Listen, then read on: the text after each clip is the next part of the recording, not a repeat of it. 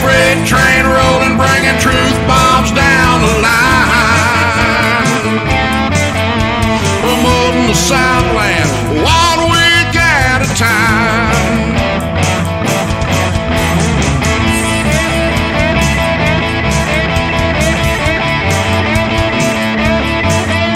Promoting the Southland 1 week at a time. SCV chat starts now.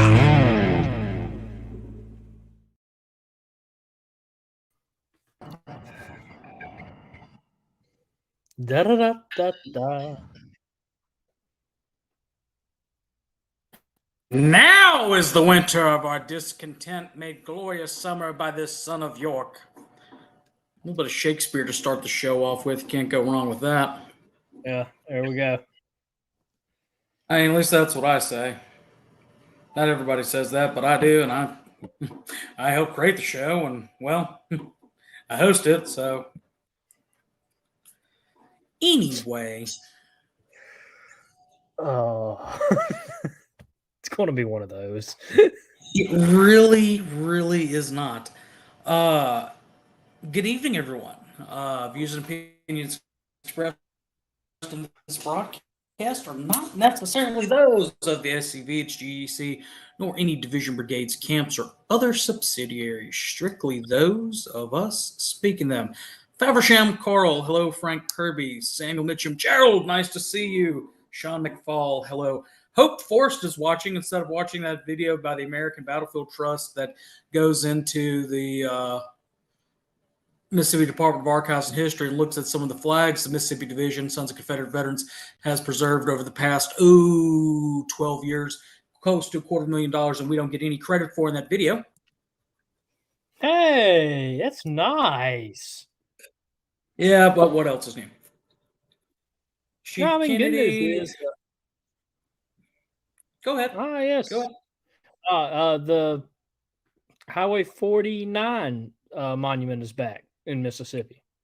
It is great news. So, small victories. And speaking of victories, we had one with Arlington. So that was, if you read the Telegraph, is it on the website?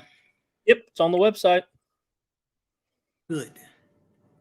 So if you're signed up for the website, you've seen it.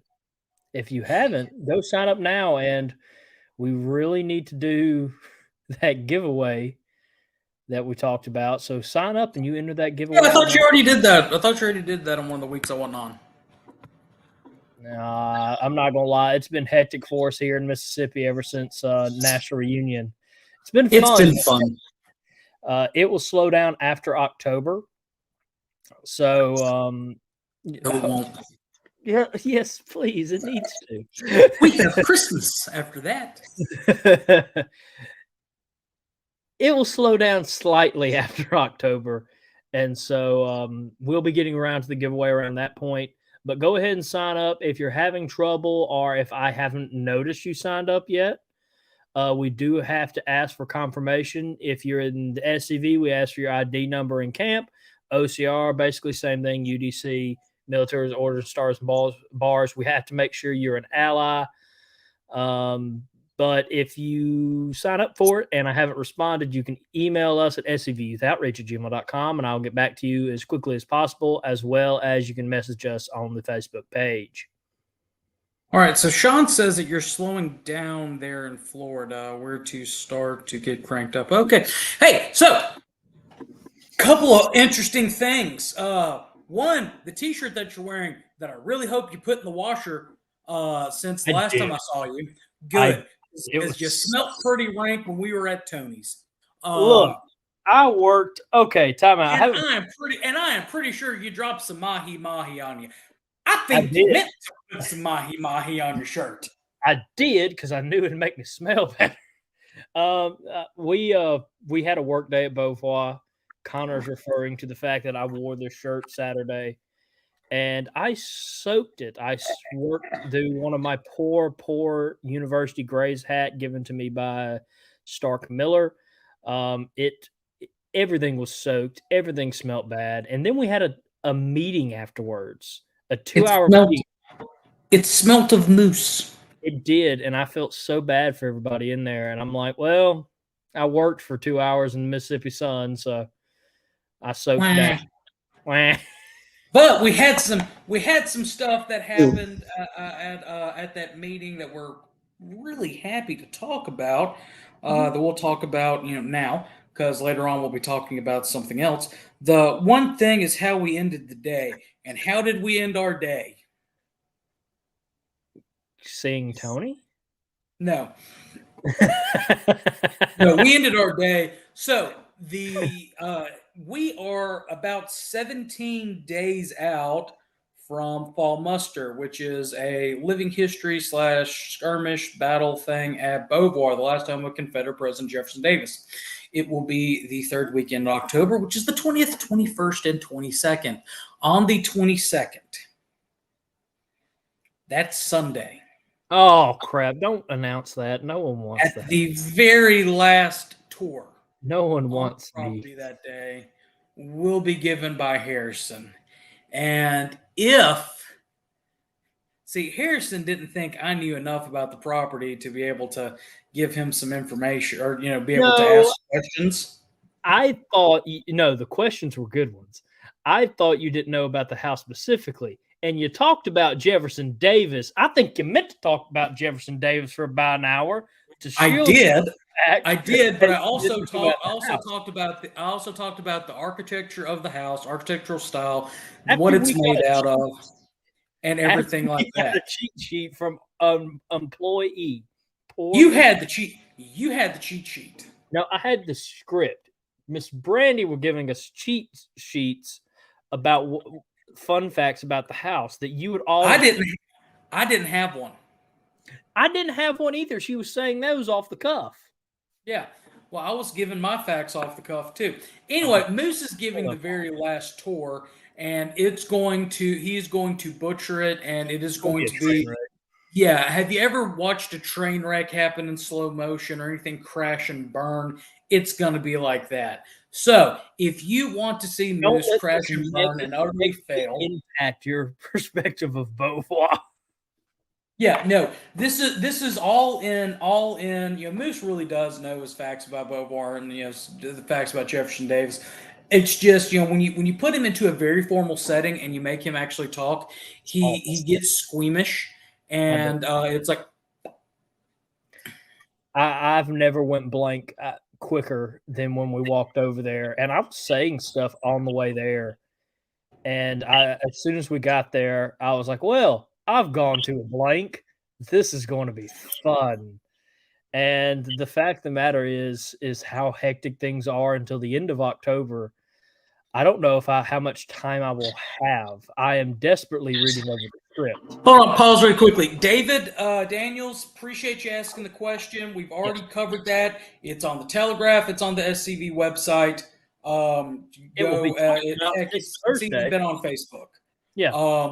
We had a victory, but the specifics of that victory are in the official wording from National. So go check that out. Again, anything that we have is going to come from National, and we strongly suggest reading theirs because we will mess it up, we will butcher it. I'll say something I'm not supposed to say. Moose will mispronounce something, and nobody's win at the end of the day. So just go check the Telegraph. Go check the official Facebook groups, everything like that. Also, there will more than likely be an update. This week is Commander's Comments when we have Commander-in-Chief Jason Boshears and Chief of Heritage Operations, Mr. Ron Kennedy, come on and give an update on National. And I don't know. I'm not involved in that show. I just produced that show for them. That's all National. They will be talking, hopefully, on that. I'm not going to put words in their mouth. I'm not going to force them to do it, but hopefully they will be talking about it, and you should be able to get your answers there. If not, you can send in questions during the show. Yeah. So, like I said, we don't want to comment, speculate, or anything like that. We'll give you our views and opinions, but that's it. So anyway, Moose will be giving a tour at Beauvoir, and so let's all go and make him nervous. That will be fun. There were some great events that happened this past weekend. That Lieutenant Commander in Chief Kennedy is talking about in there with the Yellowhammer thing in Alabama. Looked like it was a good time. Hate we couldn't miss it, but we had a meeting and stuff we had to do back in our neck of the woods. So yeah. Yeah, and if I remember correctly, and Lieutenant Commander in Chief Walter D. Donna Kennedy has said that more will be coming out on Arlington this Thursday. So again, remember to tune in, and when I post the Commander's Comments episode promotion, please share it out. But going back to the Yellowhammer Jammer, I know it was very successful. They had over 200 people attend, and for the first one, that is a knockout out of the park, in my opinion. Anyway, yeah. I thought I lost you for a minute. No. I'm pulling up my notes for tonight's topic because I like tonight's topic. Yes, he does. I'll be sitting back and learning tonight, and because I wasn't there, and I really hope that you stole some of those pictures of mine from off my Facebook. You know the answer to that. I'm looking and I don't see that you did. Exactly. You know the answer to that. Well, you have got time. All right. Well, I'm going to do that. Everybody ask Connor questions. He loves answering questions. If I don't know the answer, I will make it. No, David. News is on Thursday night. So Thursday night show, whenever it's Moose has got time, he does news then. So yeah. All right.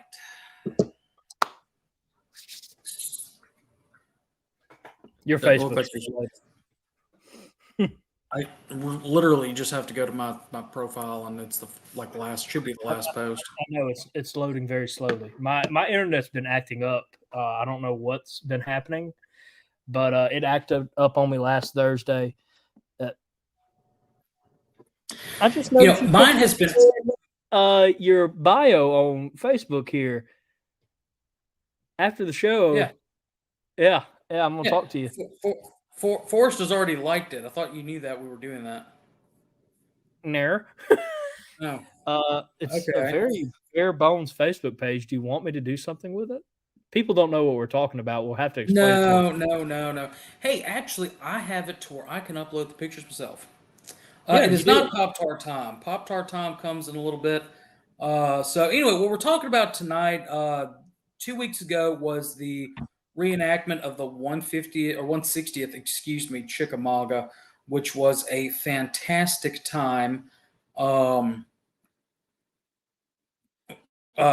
had by all. Really the 150th, because it was a 5, got a lot of play, at least in the reenacting community. But the wish you would have gotten some more play for the 160th. But before we talk about that, yeah, Paul, I was disappointed in the numbers. It was about, damn it, Forrest.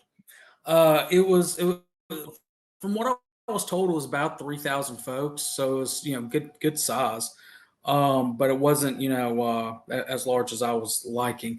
The 150th, it felt a lot larger and everything was a lot more spread out. But where that one was actually, to speak on it topographically, the 150th was flat, if you remember, Paul. There were obviously some hills around there, but we were in a flat, bottomland in that valley. That was not the case for Chickamauga this year. We were camped on a hill. We had to march up a hill. We had to march down a hill.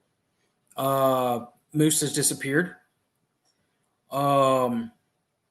Weather was better this time for the most part, as in it didn't rain. It rained at the 150th, and if y'all were there, you remember the road coming from Confederate camp turning into mud. Didn't have that problem this time. We were actually chewed dust this time. Actually, no, the roadways were grass, and everybody slipped and busted their, or at least I split and busted our butts. Jason, so scenarios. One was supposed to be Longstreet's breakthrough. Snodgrass Hill was supposed to be on Sunday. We didn't get to complete it due to an injury on the field. Really, we didn't get briefed that much on the scenarios themselves. But to give you a little bit of context about the original Battle of Chickamauga that took place September 19th through 20th, 1863. It was the second bloodiest battle in the war, right behind Gettysburg. It was the only major Confederate victory in the Western Theater.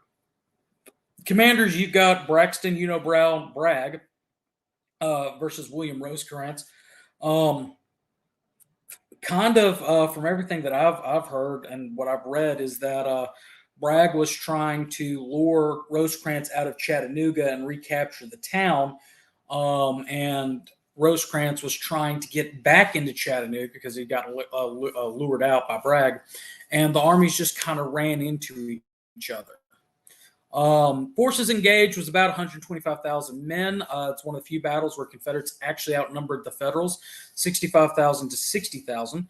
Estimated casualties were 34,624. Of those, over 18,000 were Confederate.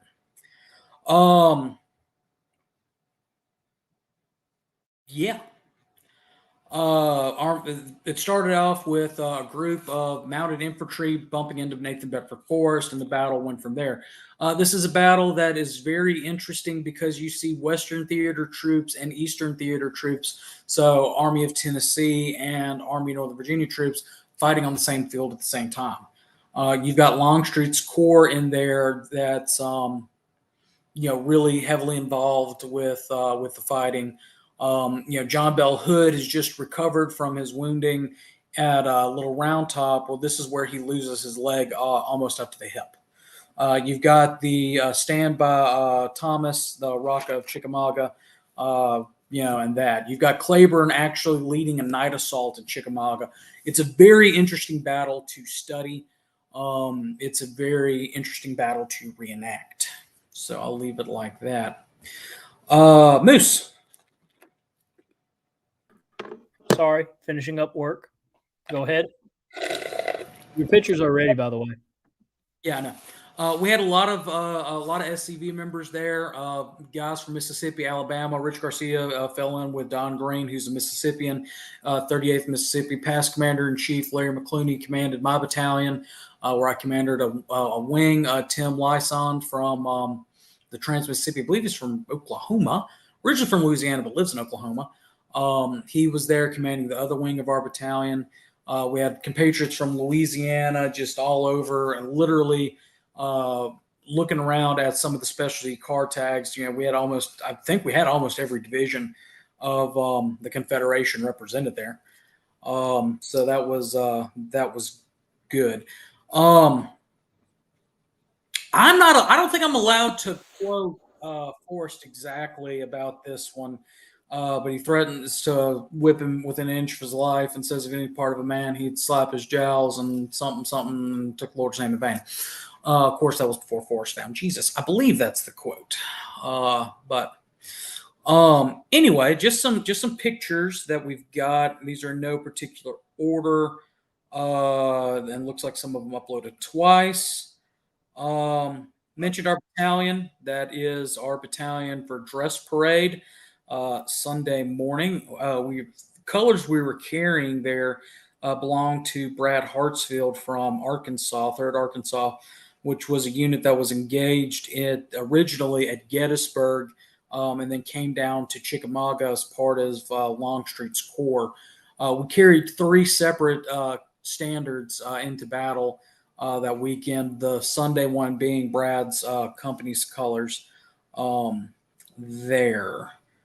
Trying to find this one.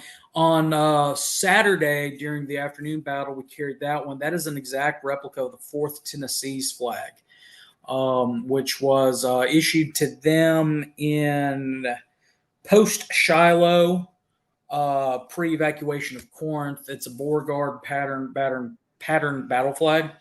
So we carried that one in, which was nice. You can actually see me off to the left of the picture, my left at least. That's the battalion forming up. Again, that would be Saturday. Only way I could tell is because the different standards. Saturday morning, we fought a tactical. I'm trying to see if I can pull up my pictures of the grounds from that tactical. I can't, sadly. This was the prelude to the tactical, our battalion. When we crested that hill going over, we were supposed to be in reserve for the heavy fighting, or actually we were in reserve for mopping up the Federals. But when we crested that hill, the entire valley below us was covered in smoke and fog and mist, and we couldn't see the Federals. So that was pretty cool. Company streets, like we said, we were camped on a hill. This is at the bottom of the battalion street. You can kind of actually see my tent, or my sister's tent rather, to the left and very far of that First National. Speaking of my sister, for those that wait, I found the picture. Hold on. That's what we saw when we crested the hill Saturday morning, and that is probably my favorite picture of the entire weekend. So when you look at that and you see the smoke and stuff, or the mist and stuff in the valley, y'all hold on 1 second. Moose, let's take a Pop-Tart break really quickly. All right. Give me 1 second to get everything ready. He gone. All right. All right. While we wait on GCB to come back, let me get everything ready for our Pop-Tart break.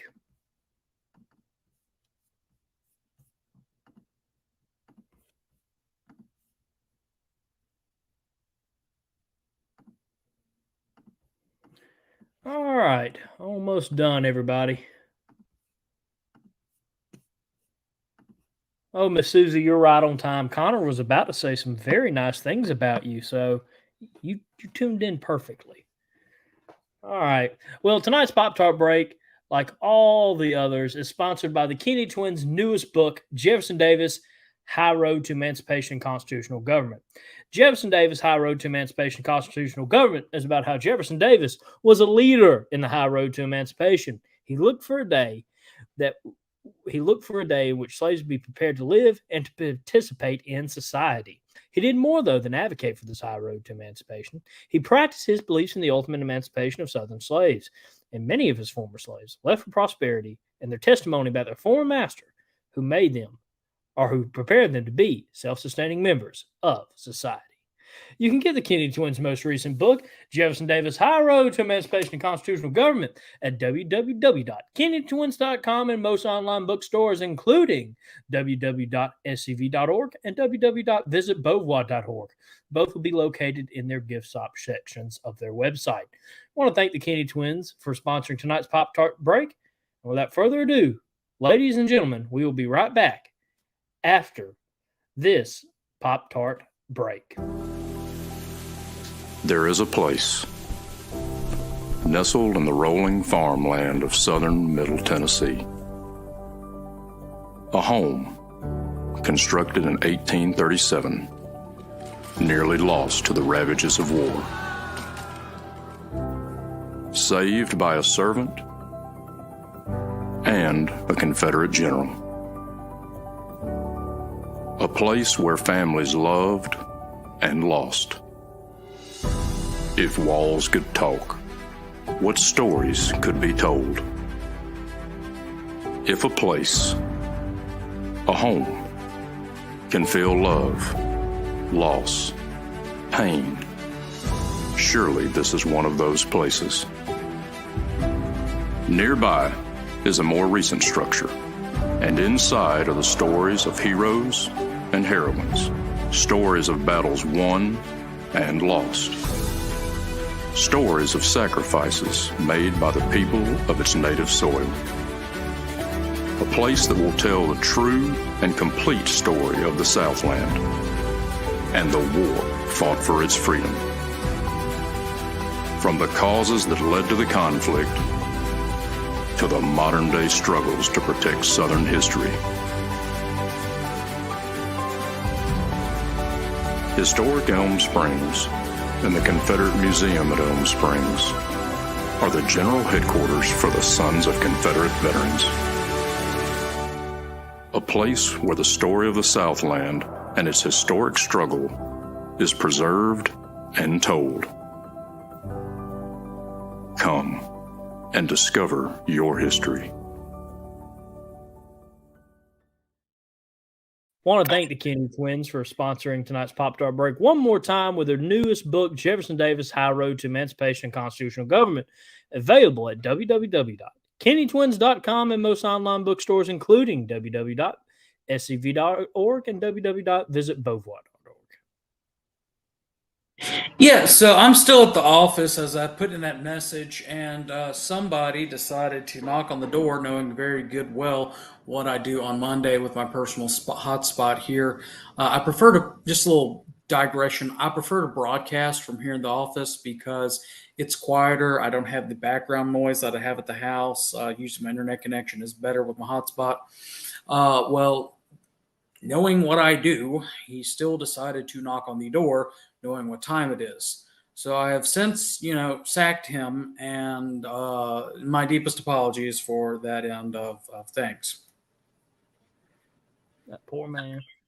Sacking means fired in the, it's Monty Python joke. Yuck, yuck, yuck. Anyway. Go ahead. I said I actually got that joke. No. All right. So anyway, we come up, we crest the hill, and that's what we see. It was a very beautiful sight on that morning. It soon got hot after that. And when I say hot, I mean like my belt buckle on my saber belt burnt me hot. So yeah. Just some other pictures from the weekend. That is my straggling wing trying to catch up to the rest of the body. Again, hot uphill. You can kind of see down where the spectators are. Yeah, that goes downhill to the camps and everything like that. Again, this is another picture of Saturday's battle. There's me. We actually, if you look at my back in front of the cannon hub, you'll see my gum blanket tucked back there. Fun fact, we actually for about 2 minutes held it up and used it for shade.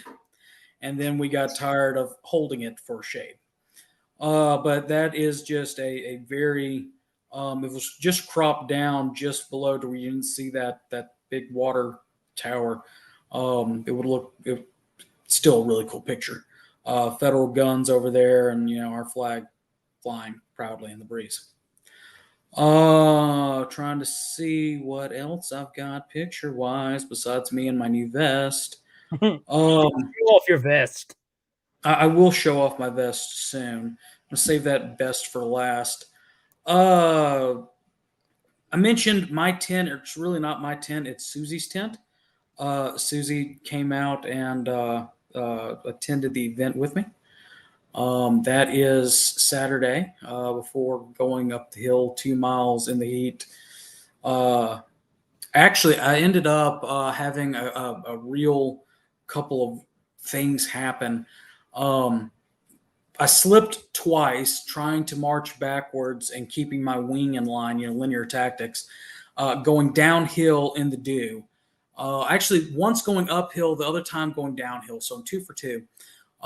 Landed on my back both times. Didn't hurt myself. I was able to hop right on back up. And I ripped a toenail off. But Saturday after that, that's before battle. After battle, I walked back barefooted because my toe was ripped off and my nose was bleeding. So that was fun due to the pollens and everything. We ate good. Our battalion staff, we kind of had our own little no corn. No, I'll tell that story here in the next little bit. That's from Susie's perspective. Us battalion staff eating together. We had a lady. Her husband is in the Kentucky division. Her thing is that she enjoys is setting up and doing period cooking. And she cooked for us all weekend. We all chipped in for her expenses and stuff. But she set up and did it right. She made these ginger snaps that were just fantastic. And I'm not a ginger snap fan, but she did good. But all in all, a great time was had by all. I picked up some new kit, including a new woolen, or it's not woolen, but it's a flannel shirt, as well as a new civilian style vest. It was so hot that afternoon, I decided to wear my kepi because the slouch hat that I was wearing was a little bit too warm. So yeah, I don't know about a purple heart. Definitely won the purple toe. So that was fun. So the corn story is at the 150th Chickamauga. I found a thing written by the 26th North Carolina reenacting group talking about improving your rations and stuff like that, where it has a pretty basic growing, or at least back in the the agrarian growing system or growing time frame. Back in the day. I also looked at that and cross-referenced what would have been in season in North Georgia at that time via the USDA, and I planned my rations accordingly. Well, part of my ration planning was some corn, and I was told by my wonderful, beautiful sister, "Everybody's gonna eat that corn." Well, Friday night, rain rolls in around 2 a.m.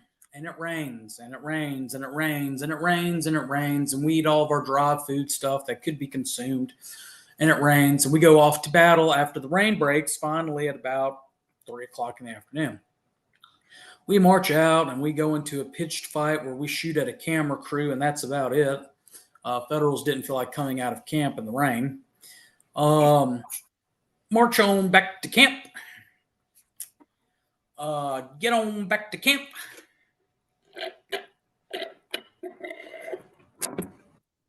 I see fires burning. And I am thinking, okay, I can go and cook my corn. Susie, you're still watching. What did I find smoldering in the ashes of the cook fire?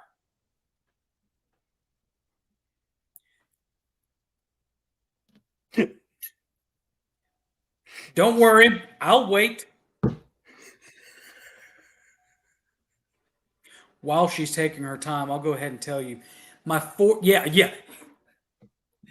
That is exactly what it was, smoldering in the cook fire. My feelings. Miss, we're not going to do, no one's going to eat that corn. Cooked and roast my 2 ears of corn and ate it. And from what she said, she took a bite, then the next person in camp took a bite. And, they had it in rotation, going around and around. They also cooked monkey bread and taco soup, and pretty much all the food that we brought with us to that point was gone, with the except for the roast that we were having for supper. And even then, it still had to be prepped. Didn't have that problem this year because I did. Here's a little reenactor, little cheat hint for you. You can get corn nuts, which is essentially parched corn that the Confederate Army, subsisted on.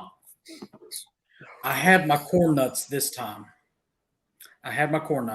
Didn't get to eat them, but I had them. So they will be coming to fall muster. Jack, you were going to cause me to go down a little bit of a rabbit hole, but I'm glad that you did. Jack says that he is a mainstreamer in the hobby. Not his. No, not that one. That he can never be a campaigner. That it's There are various, and this is one thing that's going to probably tick off a lot of campaigners, a lot of authentics in the hobby. Moose is hopping off for some. I did not raid the funnel cake stand. I did raid the fry bread one morning, just because I got a little bit hungry at lunchtime. But come on, Moose, hop back on. I was running for my safety. No. In my opinion is, as long as you are always progressing yourself, if you're doing research onto the correct uniform, if you're doing research on the proper manual of arms, if you're doing research, if you are always progressing, that's what I kind of fashion myself as, or self-describe myself as, is progressive, is a progressive, and it's not like what the liberals are doing. But I'm always trying to improve something about my time out there. That's what matters. But getting complacent and stuck in just that. We do it to go out there, or I do it to go out there and try to experience the hardships of life in the campaign. Now sometimes there have been events where I've not brought anything, and then there are events where I bring a tent, depending on my impression. But the more that I can do to get my mind right, and to get to try to feel as much as I can when I can throughout the event, that's what it is to me. So, Jack, you would be surprised about the food point, on what you can get away with, within the community. What foods were prevalent, what foods were popular, stuff like that. Heck, A1 steak sauce came out in 1862. There's a lot of good recipes out there. I spent all evening yesterday watching Jason Townsend and Sons, which that's the 1700s, the Revolutionary War to the early 1812s, as well as another group on YouTube that reproduces, recipes from an earlier era. There's a lot of stuff on there. I'm like, I'd be willing to try that.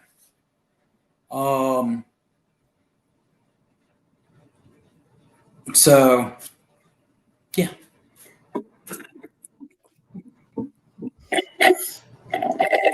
That's just me. I'm not going to go to the extreme. Actually, I may go to the extreme one time, and that's the next time I do a siege event at Vicksburg. There's a place where you can order camel meat, and I may get that to try it.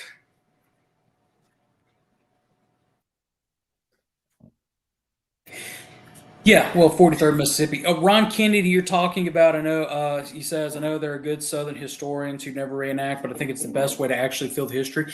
Living history has, to me at least, it's transformed almost to feeling like experimental archaeology.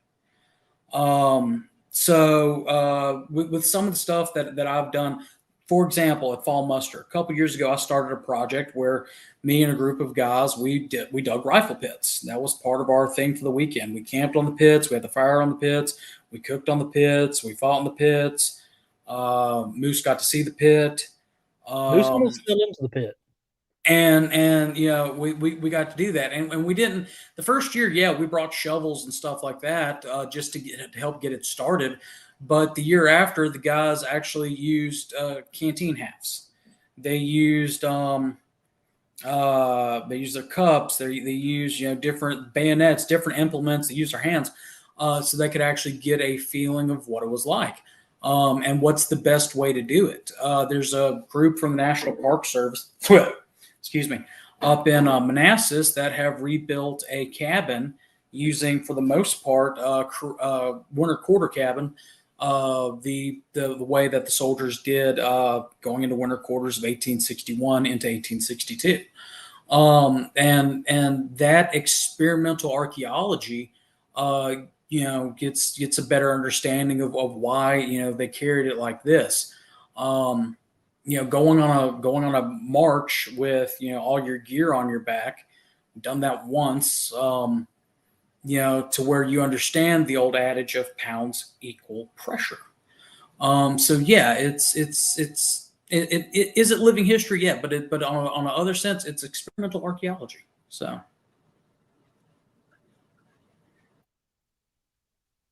I I haven't reenacted much. I haven't been into living history long, but I have to say I agree with you. I enjoy it, and I got into it as something. One of the first lessons you taught me when I was your aide de camp, and you were my mentor. Oh, those long 4 years. I still am your mentor. You still are. I've nurtured you and mentored you. You ain't my daddy. I'm sorry. That's Oh, we're gonna have to explain that one day. But I think I remember one of your lessons that really stuck with me was sometimes no matter how much you love the fight, love everything that goes into the fight, and love the organization, you need a break. And I think you said, and reenacting is my break, and that's how I kind of got into it. Was just like, all right, yeah, no, I need it, and I just went to fall muster and Battle of Texas Hospital for years because my camp supports the Battle of Texas Hospital. It's 20 minutes from where my camp is located, and then fall muster, it was like, man, that's at Beauvoir. I've always wanted to go, and I went one year as a spectator, and ever since then, I've fallen in as a living historian, going down there and reenacting. When were you? Exactly, Adam. Robert E. Lee said it best: the education of a man is never completed until his death, and he's still got a lot to learn. I do. And I love it. Learning history and learning the SCV and learning how best to navigate certain issues and all that. But Brandy, I did mentor you all out there. I taught y'all. Y'all learned some things and some stuff. He told stories. Don't feed his ego. Hey, all history is a collection of stories of our past that make us who we are. That's why it is his story. But no, reenacting, is I try to keep the SCV world in this hand and the reenacting world in this hand, because I will admit it, I go blue from time to time. I dress out in blue. Every hero is a great villain, right? And I try to be the best villain I can. Yeah, but the thing on it is, at least on that point, when I am blue, I try to represent the worst Yankee that I can, just so that it is what it is. But I can't, if there are a lot of, we're not going to touch it. We're gonna segue off. Probably getting into some dangerous territory. Yep. I'll say something controversial to go along with that. Sure, you go ahead. I'm gonna grab a bottle of water. Look, I know no one likes being Yankee, but someone has to be the bad guy for living history events, and sometimes I enjoy it. I like to be evil and yes, what Paul says. Yeah, and I haven't got to do that yet, Jack. I love Mr. Darrell and Connor have both done it, where when they're Yankee, they will have silver hanging from them, implying that they have stolen it from someone. I would like to one day, and of course this has to depend on the event and if they're okay with it. I would love to go mess with someone in civilian clothes and try to steal something from them and get shot. Like, don't even get a chance to get on the battlefield. Like, right before the battle starts, I go over, pump up the crowd, make them feel the Yankiness radiating from me, and then get shot. It's like this, just like you said, every hero needs a villain, as David said. Every passion play needs a pilot. When I reenact as Confederate, it makes me feel closer to my ancestor. Yeah. 150th Battle of Shiloh, I had to take a hit because I ran out of ammunition. When I went down, I kicked a bunch, and landed. I kicked a bunch of dirt and rocks and stuff into my eye. And it just happened to be my right eye. And I'm laying there and I've got my cravat off. I've got water poured on. I'm trying to clean out my eye. And I'm sitting there, I'm thinking, here I am close to where my SCV ancestor was. He was wounded, lost the use of his right eye at Shiloh, essentially, and we're assaulting what would have been the federal camps, just like like he would have. So I got that closeness to my ancestor. When I go and portray Yankee and be the worst Yankee that I can be, it is to show what we know, the truth that we know, the different war crimes and stuff, which we still need to do that episode on here, but the different war crimes that the Southern people went through. For example, at one event in that no longer happens, but in Natchez, Mississippi, we had a guy in semi-civilian, semi-military attire that part of our skit for that day was we actually caught him beforehand around our camp. And we captured him and put a sign around his neck and everything, saying that he was a spy. We did not have a trial for him. And we summarily executed him, kind of as an ode to Walter X. Broom or David O. Dodd or Sam Davis.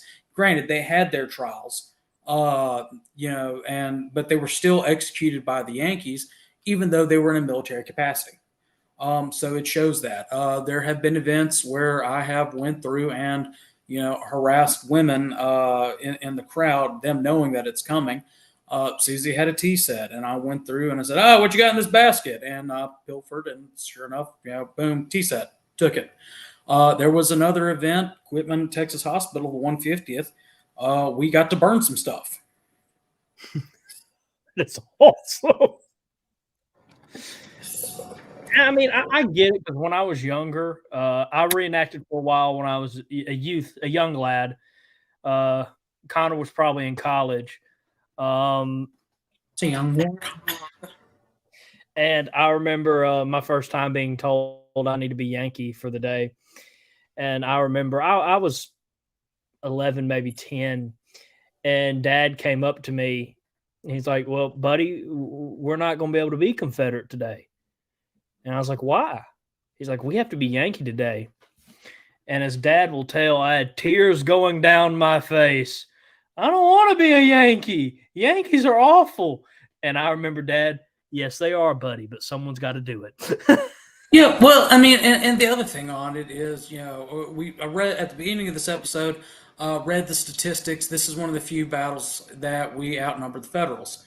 What does that say to at least of us who are proud of our Southern heritage, for us that are wanting to portray our ancestors in the best light, when you have 200 Confederates versus 20 Yankees, and it takes you 45 minutes to kill them?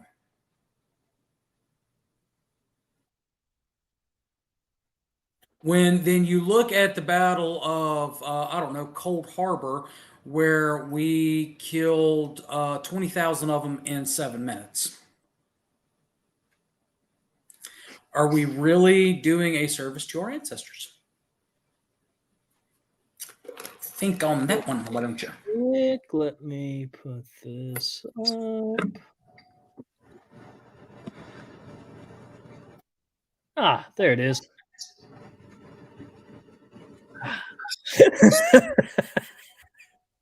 What'd you do?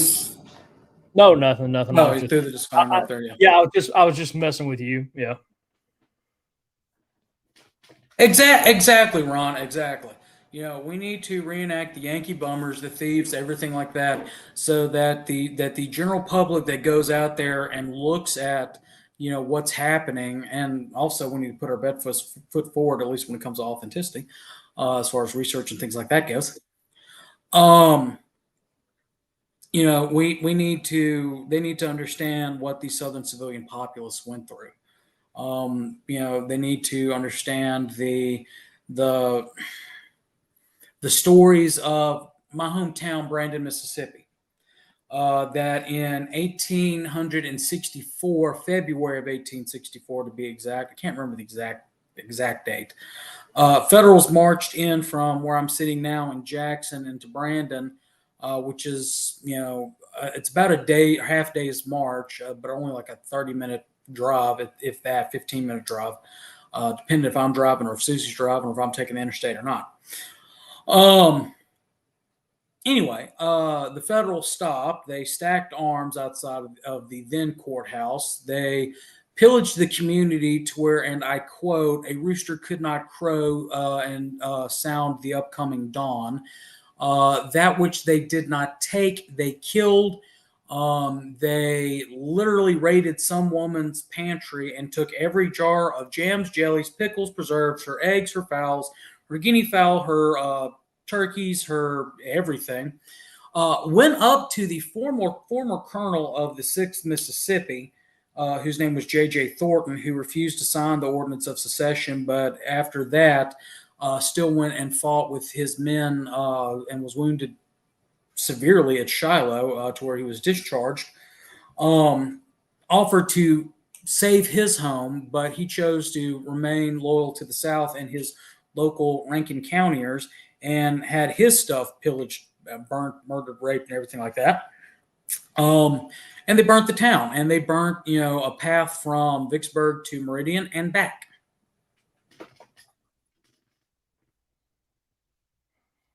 Or Quitman, where there was a hospital full of defenseless soldiers who were suffering from wounds or diseases or, something of that nature there, who were non-combatants at this point. They went there and they burnt that and all the other military stores. And, military stores in the South, at that point was anything that could be used by either the civilian population or the military to continue to wage war against the Federals. That was a test march. Thank you, Ron Kennedy, for his march to the sea. The forgotten campaign, the Meridian Expedition. The fact that Mississippi, which was not that industrial to begin with at the beginning of the war, had one factory left in 1865 when we called halftime. The fact that an entire town worth of women in Georgia were taken away from there and sent elsewhere, and many of them never returned home. The countless hundreds of stories of different depravities and hypocrisy of the North saying they're fighting for the Constitution, that the South was just in rebellion and were still part of their country, yet they completely disregarded the Fourth and Fifth Amendment of those Southerners. I'm off my soapbox now. Yeah, that stuff boils my blood every time I hear about it.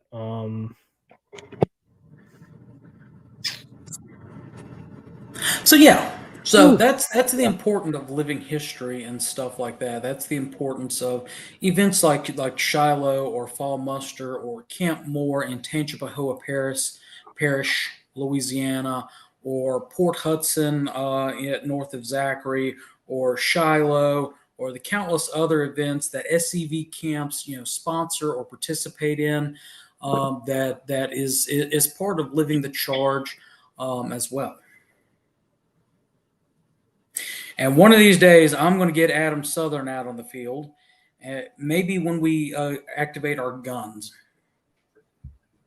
I would love to see Adam go out there and just yell something at a Yankee and then just die.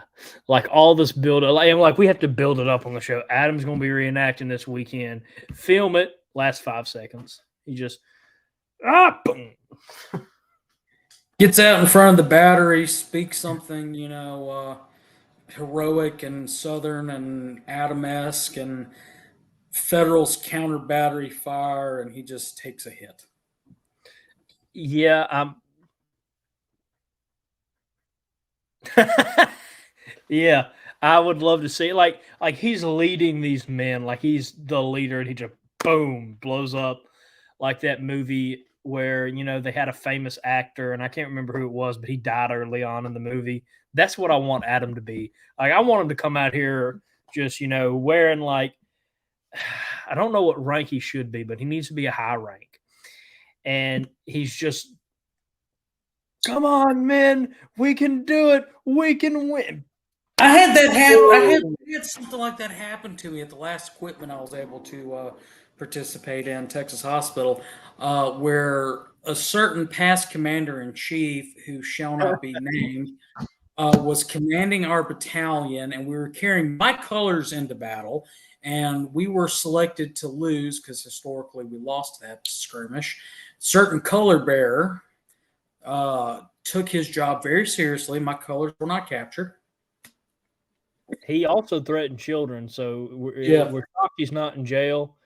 He threatened two 14-year-old boys with something that shall not be repeated live on air. So anyway, this particular colonel is leading our retreat and is leading from the front lines. And past Commander-in-Chief Larry McClooney, that particular colonel, takes a hit and leaves the surrender or decimation of the battalion in my hands. So I remember it was amazing. As everybody, starts dying because we're just getting pressed or retreating, I decide, hey, let's just go ahead and surrender. And I go to surrender, and I'm walking towards the federal line, and I've got my sword upside down, which is supposed to be the universal sign of, hey, we give up. And an entire company of Federals lower their rifles and shoot me. By the way, I had the best seat in the house for this. It was phenomenal because you could see Connor being like, wait, ceasefire. They all unload on him. Just a whole, basically, battalion unload on you. It was a company. Hey, okay, I was trying to embellish it. A whole company aims and fires, and Connor has nothing more to do now than to die. And then all of a sudden, they all are like, charge! Literally. So I'm standing there, sword upside down, like, hey, insert name here. I'm trying to surrender. I'm giving up. Ceasefire. Fire! Only thing I can do at that point is, and then, he dies, and then there's a full-on attack. All of our people are like to the heel. Yeah, they sure enough begin bolting and running, and I'm laying there dead. And they march over me and they stop, and I'm laying there, and I've got my head kind of turned like this. I'm like, Kenny, you saw me trying to surrender, didn't you? Yeah, I did, but my blood was up. Sorry about that. But hey, thanks for playing along and taking the hit. It might be my favorite story in my short time of reenacting, because I thought it was beautiful. It was like right out of a movie. The Confederates try to surrender and the Yankees just won't have it. And then they just, it was very Josie Wells-ish, just minus the Gatling guns. I really much wish that like sad music could have been playing in the crowd, and you would have just, oh no, and just fallen over. It was funny because after you died, I remember everyone being like, who's in charge? And then everybody being like, I don't know. What do we do? And all of a sudden I hear, retreat, run! And we all just... It was 12 rifles. It was 12 rifles, man. I've even ordered my guys behind me to invert their rifles. Again, showing that we're surrendering. It was so bad too, because they did come in and slaughter the rest of us. Like all of them did. Like I'm looking and I'm seeing my comrades, my brothers just die around me. I take off. I run through the spectators. Yeah, I believe my exact words to you before I tried to surrender was, I'm going to try to surrender, get my colors off these fields. Yeah, and like I ran back to the artillery line. Yeah. And it was when we saw the rest of the riflemen die. Infantry. The infantry died. My apologies. The rest of the infantry die. I remember one of the artillerymen looking at us being like, "This is going to end well, kid. You might want to get out of here." And I was like, surely I'm not going to have to book it too much farther. I'm like pushing against the spectators. Nope. As soon as they all come and kill all the artillerymen, I mean, you had all of them die like that. Like they all died in one attack. You have me standing there. I book it through the spectators. I get to the back behind the spectators. Okay. Surely no one's going to get me. I look and there's two Yankees. Two 14-year-old kids chasing down Moose. Moose turns around and looks at him and says, "I will break your nose with this flagstaff. Go back to your lines." And Wait, kids, there's an important addition. After I ran through the spectators, because I didn't want to break their reality. So as soon as I ran into the woods, and as soon as I noticed no one was around, I remember I turned around, grabbed your flag like this, and I just said, "Stop." And they both of them kind of just looked at me, and I said a couple of things beforehand. And I said, "I want to let you both know right now, I will bust both y'all's nose open with this flag before I give it to you. And I'm bigger than both of you." And I just remember these kids just, dude. And I said, "Get back." And they just turned around and kind of waddled off, not knowing what just happened. So yeah, we are a crazy sort. We are crazy. I take flag bearer very seriously. Well, as well as you should. I mean, you look at it, most of the rolls of honor were guys who toted colors. You know, so and that was a very high honor during the war, because you know it represented home, Yeah. represented unit, represented those that you lost, represented everything that you were fighting for. And yeah, no, because again, I love colors. I love studying the history of our flags that we had here in the South. Vexology. And is that what that's called? Yes. I'll be darned. Well, I love it. And I want to point out how good looking that vest is again. Originally, I didn't want to buy it, but that is just, it was too flamboyant not to. But, you know, I take any time, and I haven't done it in a while, but even if I was asked to do it next time I reenact, or maybe the next time or 2 years in the future, I take it very seriously. And if you're telling me no one's supposed to take these colors and someone tries to take these colors, something's bad's about to happen. No, this next time you're not going to be in charge of colors. What are you at fall? What are you at fall muster? You said you don't know yet. Oh no, I know what you are. I don't like how you said that. You shouldn't. So one thing that the perpetuation of this organization, both SCV and reenacting, and tonight's episode is going to go long. So if y'all have to pop off, but Moose and I, we decided that we wanted this to be just a laid back episode because we got some heavy stuff coming on Thursday. I'm not going to be on next Monday because of work. So we decided, just be. Michael and I will be, and we'll be talking about the S.T. Lee Institute. Tune in October 9th, 7 p.m. Confederate Standard Time. And then the week after that is Carl. Then we go to Adam. And anyway, we decided that we would just, treat it like an old episode, a season 1 episode where it's just us talking and, going into the chat portion of it. Hey, Forrest. Hey, Daddy. You are my daddy. Anyway, so if you have to jump, we're just going to keep on talking for a while. Plus 8 supper before the show. I didn't. Thanks.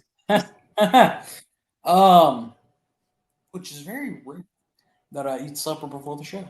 Anyway, I'll be right back. I'm actually about to see if I can fix my light situation. So while Moose is trying to fix his light situation, We've got something that it's in the past been called kids drill, but what we're calling it now is small muster. Um, and small muster is where we're going to take 30 minutes out of the day and give kids under the age of, let's say, 14, a chance to actually hold a wooden cutout of a musket.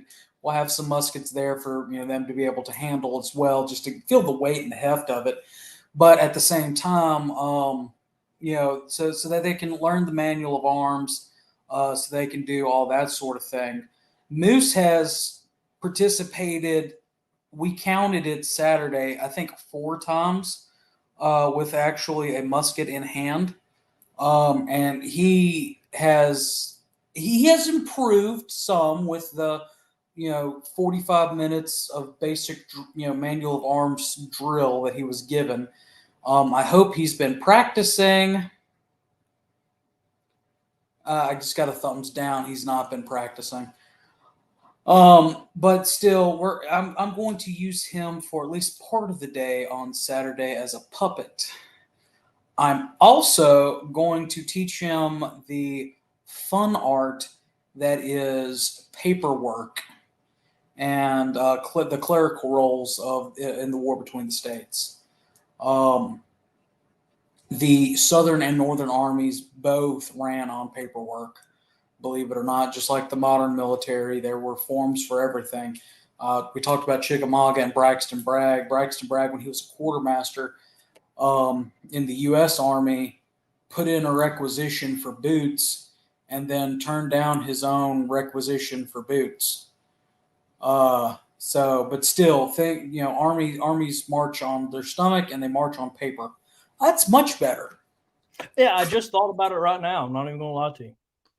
I just need to change my light bulb real quick. Yeah, and your beard looks better in that light too. Ding. So anyway, so he will be helping me demonstrate the art of shoulder arms and manual of arms and everything like that. But he will also be learning how to be a clerk. You did tell me about that. Mm-hmm. Oh, Paperwork, baby. That's going to be fun. Do I get to die?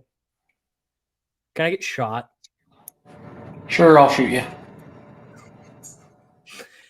Make me a spy and just shoot me in front of everybody. No, I think I just. You didn't carry the tube. Blam. That's how we end Saturday or Sunday. Just I get shot randomly. Everybody's like, we do. What We do happened? when there are a bunch of kids around. Yeah. How many times have I told you long division matters? Blam. Bam. I'll look at the kids, run. Just scare the crap out of me. Make it the kids that we did small muster with. Mr. Moose. Mr. Moose, Mr. Moose. Run. No, I've already got it worked out on how all the talks and stuff like that in my head. So you're gonna be the butt of some jokes. I know I would. What else is new? 3 long years of this show. Or that. One before that.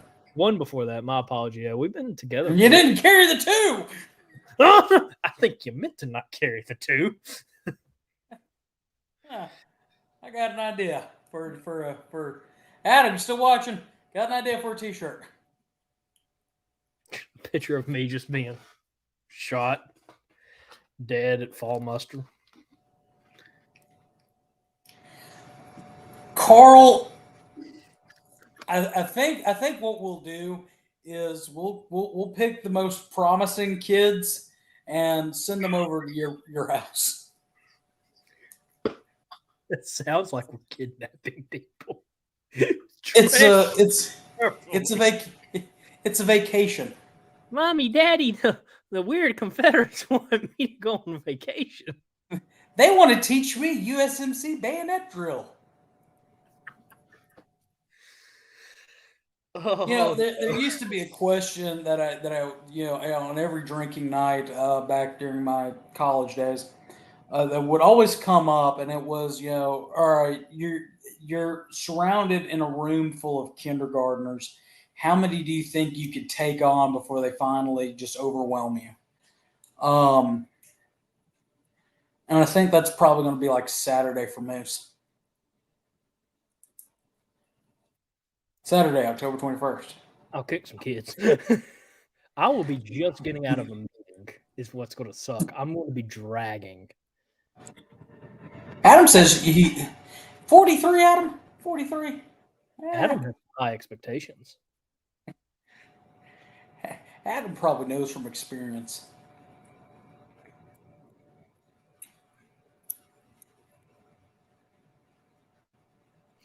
I hope you can make it one day too, Miss Linda.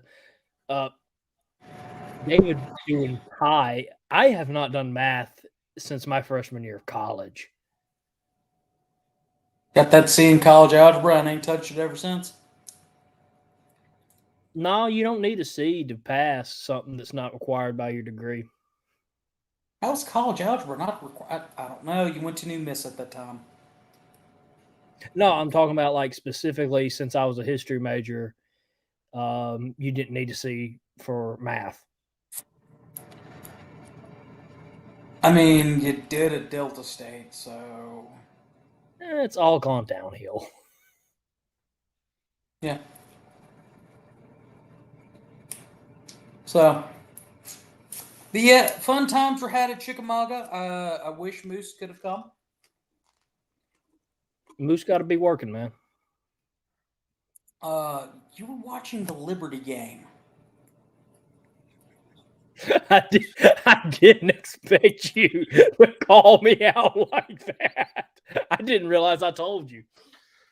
You posted it on Facebook and on Snapchat. I think you meant to snitch on me. All I know is I turn my phone on when it's time for us to leave, and I'm checking the Snapchat, and it's "Go Liberty, go Liberty, go Liberty." I can't remember. I post a lot about Liberty on game day. And then you for some reason, you had a Ole Miss tailgating spread, but you're watching Liberty. Okay, look, I know what weekend this was now because this has happened a couple times. So what happens is I was tailgating in Oxford, and watched the Liberty game first, and then switched over to the Ole Miss game. Reason. I'm a big Liberty fan, and so I wanted to watch them, but I was in Oxford, so I was like, I have to watch Ole Miss. And so we just connected the TV and watched it like that. It was a good day. I spent a lot of money on pizza that day. You have that nice grill I taught you how to use up there, and you did. Actually. Probably haven't cleaned it since then. No. It's not that. We wanted to grill, but pizza was actually cheaper than going out and buying all the food we wanted. And that is a sign of the times that we live in. Yeah, I mean, hey, speaking of food, for those that are still interested about fall muster and that's coming up, fun fact for y'all: we are under a burn ban here in Mississippi. We are doing everything within our powers to facilitate rations at the event. And Camp 596 will be at least serving lunch and dinner on Sunday, or dinner and supper, if you're correct, on Sunday. Available for purchase from their camp. It's their fundraiser. Part of the proceeds go back to Beauvoir. Hamburgers, hot dogs, things of that nature. I believe they're going to try to do a breakfast. So there's that. We're going to try to have, hot water for cleaning guns and things of that nature, as well as we're going to try to have coffee.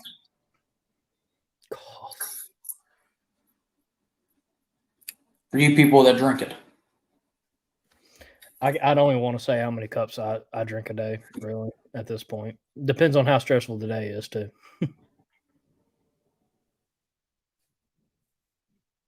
You saw me Yeah, you saw me at my worst. I can't remember what was happening at a reunion. I think it was a division. You were obviously still division commander, and something. I think it was this. I think it was this past reunion. Yeah, yeah, because you were going out of office, and it was like, oh, running around everywhere. And Well, I it's drank like 7 times. it's because y'all were hosting and we Yeah, didn't. On Friday night, we stayed up till 2 a.m. yeah. No, excuse me. Thursday night, we stayed up till 2 a.m. Hmm. getting stuff ready. And then Friday night, we were up to midnight. And then Saturday morning, we were just dead on our feet, going through business. And then I don't remember anything after taking off my boots and drinking that one gloriously cold Miller Lite. No, No, no, you it didn't was have a Miller Night. You had something not fancy, but it was like a fancy no, no, beer. no, no, no, no, no, no. The picture of me in front of the state flag with my boots kicked off and I'm drinking the beer. Well, yeah, no, trust me, I'll never forget that. It was Yeah. it was perfection at its best. As soon as was this the business session or this the award ceremony? No, no. This is after I'd sworn Dennis in and had put on his gewgaw on him, and I'd put taken my lapel pin off, put it on my coat, and then added my second star. Yeah, and I just remember you being like, "Hey," and all of a sudden you pulled out this beer, and I was like, "Where'd you get that?" And then you kick off your Back of boots, the room from the crack night before. it, and you just sip it, and you just look in the sky at Bohua and say, "Freedom."